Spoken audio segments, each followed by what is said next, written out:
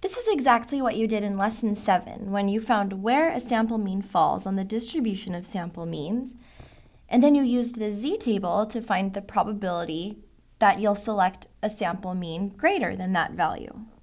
If you look in the z-table for this z-score value, 2.44, you'll see that a proportion of 0.9927 is less than that z-score. That means the proportion greater than 2.44 is 1 minus 0.9927, which is 0.0073.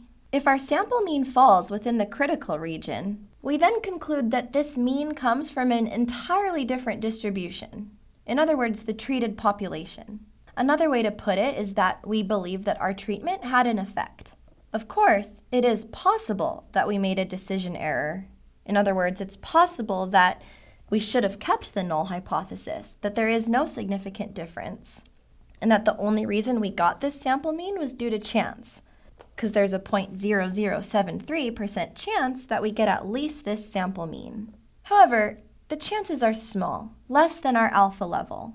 Therefore, we reject the null hypothesis. But again, we don't need to find the probability of obtaining at least this sample mean. All we need to know is that the z-score of the sample mean is greater than the z-critical value. 2.44 is greater than 1.96.